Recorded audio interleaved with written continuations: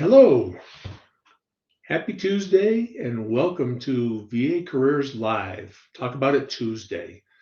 My name is Tim Blakeney. I'm a national recruitment consultant for the Veterans Healthcare Administration and your guest host for today's show. First off, let me thank you all for joining us here today. You're all welcome, and I hope you participate and ask some questions so that we can get them answered either today or in future shows. So we know that your time is valuable, and we really appreciate that you spend some of that time with us here each week as we talk about VA careers. And since this is the second Tuesday of every month, our regular viewers will know that this is a question and answer day. If you happen to be joining us for the first time, these questions, they're selected from the audience members like yourself who have submitted questions across our social media this past week or so. Before we begin, I want to remind you that we want you to be part of the conversation. So feel free to leave any comments or questions for us in the comments section below. And our team will do our best to answer your questions and address your comments. With that said, let's get into some of these questions. So the first question I had was, how many interviews could an applicant have during the hiring process? A viewer, like one of you out there, has submitted it. Thank you for the question. The number of interviews that you have is going to be decided by the hiring official. I've seen it where just one interview was conducted and then the individual was hired. I've seen as many as three interviews conducted. So really, it's when a hiring manager does more than one, I believe they're just ensuring that you, the applicant, is a good fit for everyone, including you, the applicant. So hopefully that answers your question. It's really subjective. It could be one, it could be three, it could actually be more. I've never seen more than three, but I suppose it could be. So thank you for that question. So the next one is I just applied for a remote communication specialist position through USA Jobs. How do I find out who the hiring manager is? Again, thank you for the question.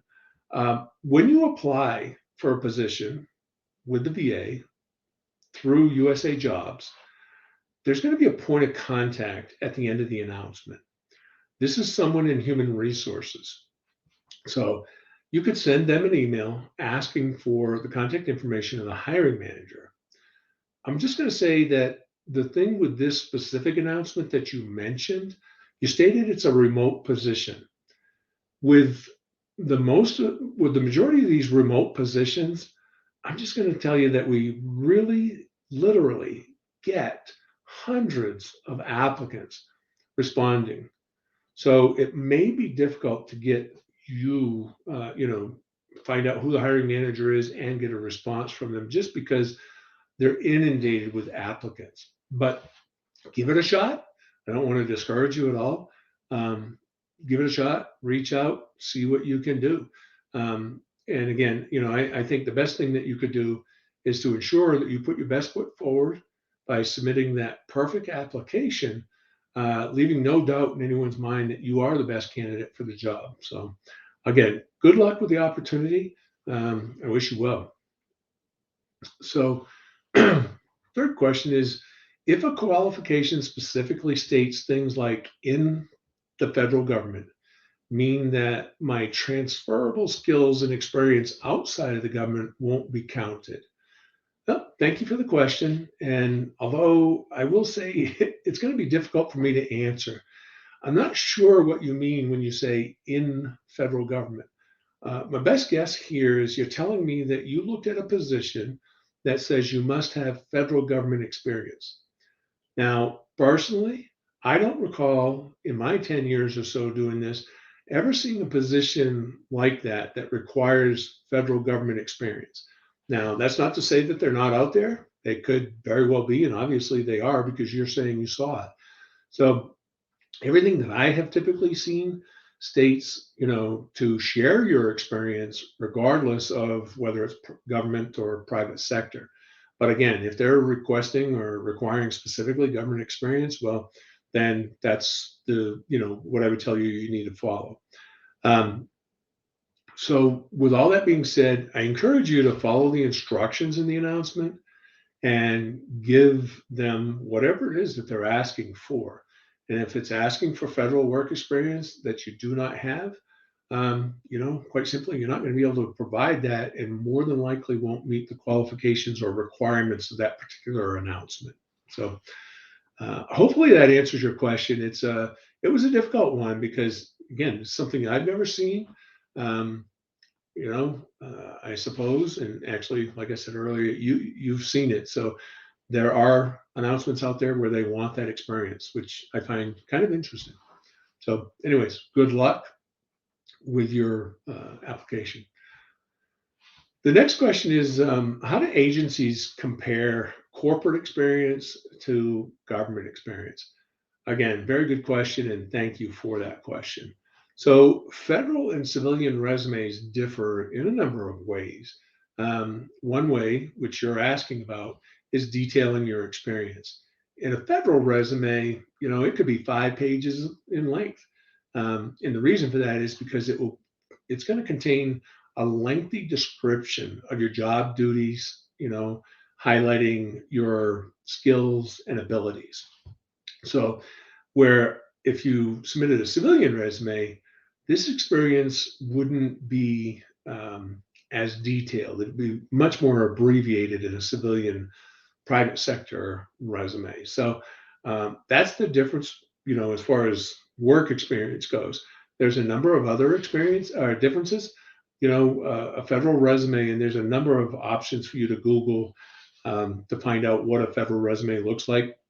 They do. They're uniquely different from a private sector civilian resume. So, if you're interested in those differences, just simply Google private sector or civilian resume versus a federal resume format, and you'll see the differences. I've spoken about those formats in past uh, conversations here, so hopefully you can find that stuff. Um, the next question is I applied in October for a job in Long Beach, California, but I live in another state.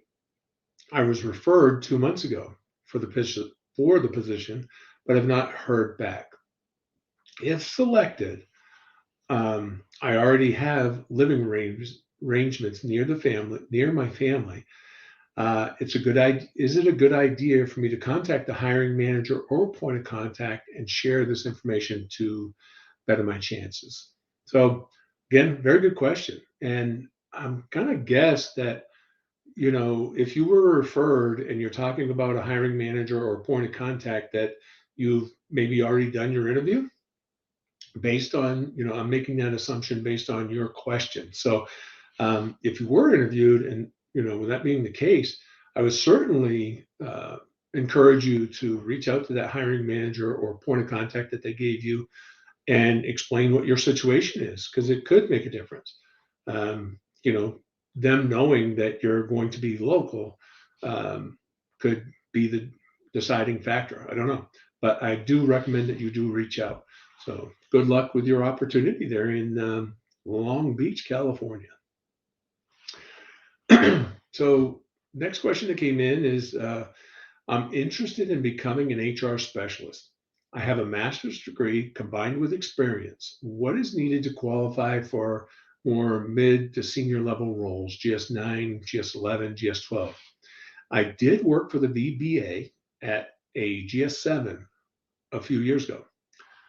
So, outstanding question. Again, thank you so much for that question. So, you did say that you worked for the VBA previously, but I would want to know, was it with the human resources or, related to human resources? Because if it was, this is certainly something that you want to put on your federal resume, that particular experience. To qualify for those levels that you mentioned, I'm just going to say that you need to read the announcement because it's going to tell you what the VA is looking for and how you qualify for that GS12. It'll tell you the experience needed, the education needed, and if you meet those things, then by all means, I would encourage you to apply. Some of those positions are going to require education. And if you're using education, please, again, be sure to follow the instructions, because I'm pretty sure if you're using education, they're going to ask for you to provide transcripts showing that you have that education. So, um, every announcement is going to tell you what's required for the position. So I hope this helps, and good luck with that application. And we do have a need for human resource specialists. So I think there's a number of opportunities out there on USA Jobs. So the next question is, I love doing a fellowship recently. If I apply for one or more positions, do I need to submit a full set of transcripts, multiple degrees, and have background check repeated? Great question. Again, thank you for it. So the fellowship that you did recently, I'm going to go out on a limb and say you did this with the VA. It had certain requirements in order for you to participate or be chosen for the fellowship opportunity. Those requirements varied. I don't know what they were because I don't know what the fellowship was, but they varied and they differ probably. So I'm just going to say that any subsequent position that you apply for with the VA, they're going to have their own set of requirements. So although it is possible that some of the things that you did previously for the fellowship would carry over if selected for a new opportunity, but I'm also going to encourage you to speak directly with someone to find out what will and what will not carry over if you're selected. Somebody will be able to tell you that, whether it's the HR specialist, if you are clinical and you have clinical privileges, somebody in the medical staff office will let you know what could carry over or what not. So it's really kind of subjective. I don't know, but I guess at worst case scenario, count on submitting everything all over again, just to be safe. Make sure you have it in your possession in case you're asked for it. So good luck, and hope to see you in the VA. Another question came in. It says, would like to know how soon will selected candidates for Graduate Healthcare Administration Trainee Program, GHAP, be notified before the training cycle starts? And if not selected for the first time, would I have to reapply for the next recruitment? Wow, that one's a mouthful. Getting tongue-tied here. Anyways, so again, thank you for the question. Very good question. And I had to do a little bit of research on this one because I just didn't know.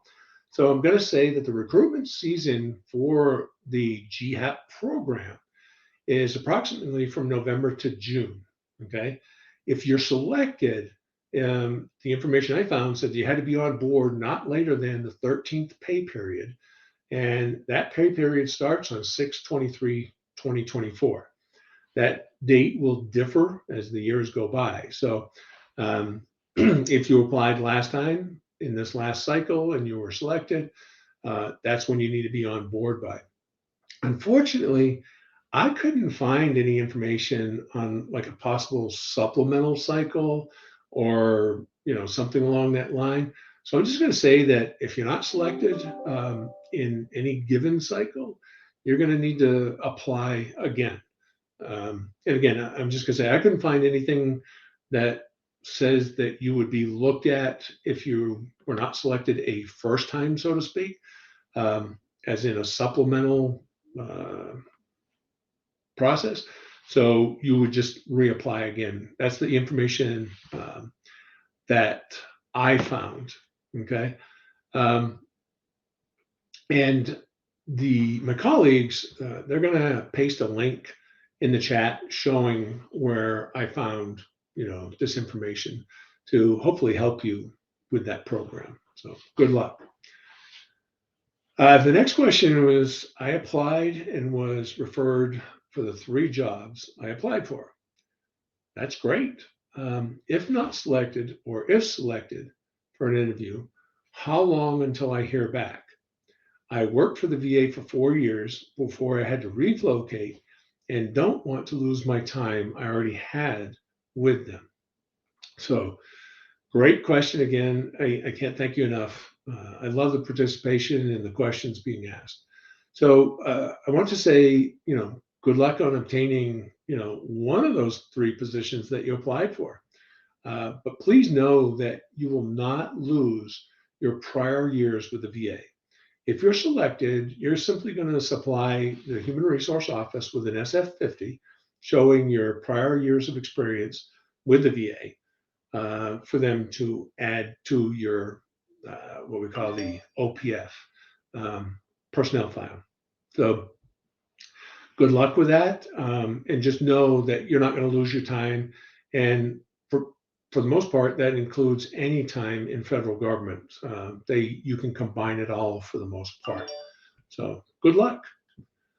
So the next question is, it seems to me that the smartest thing to do is use the resume builder because it puts the job number, title, etc. on the document. Is this accurate?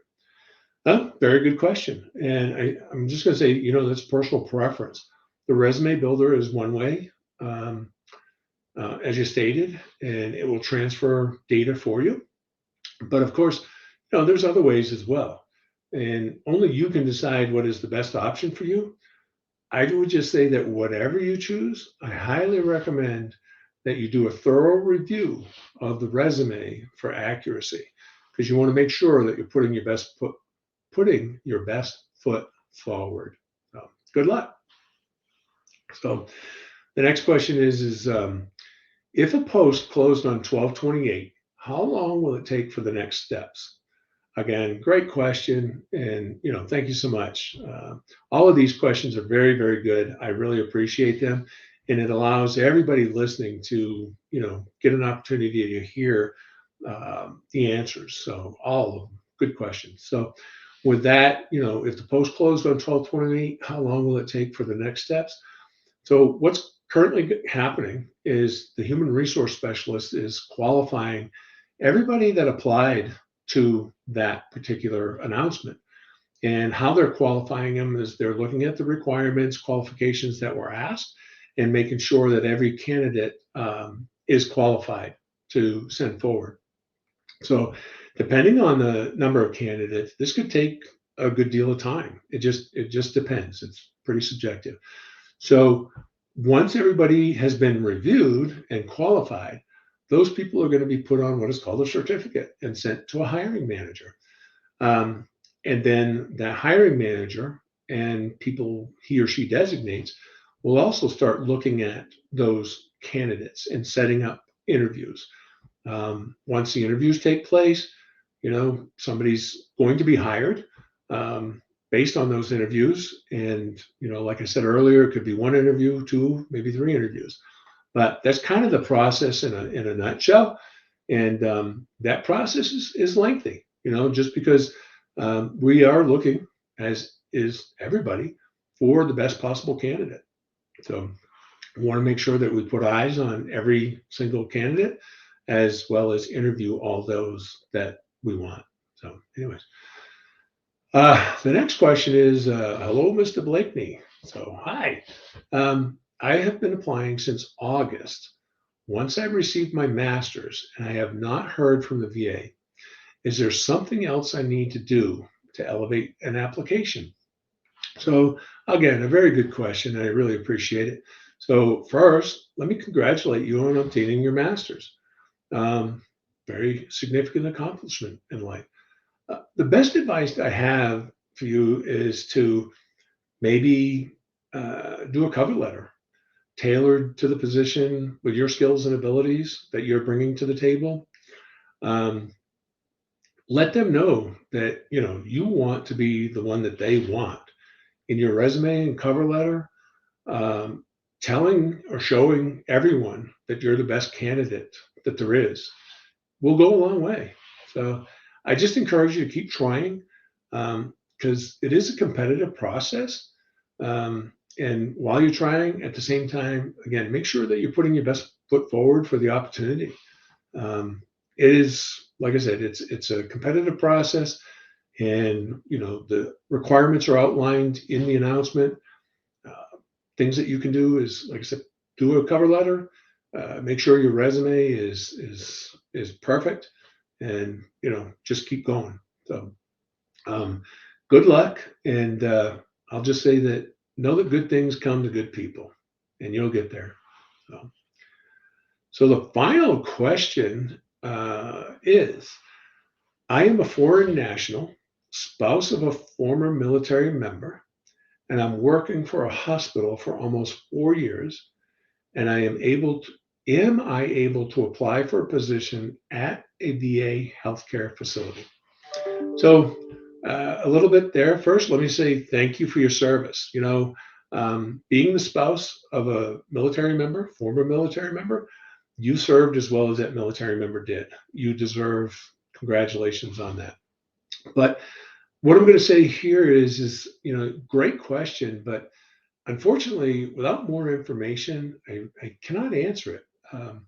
There are rules that apply to foreign nationals wanting to join the federal government and specifically the VA, and they differ based on, if you're a physician or if you're seeking some other position like a nurse or whatever. It just varies on the position that you're applying for. So I wished I could answer it, but based on the information in the question, I don't know how to answer it. So I'm going to say this: I'm on LinkedIn.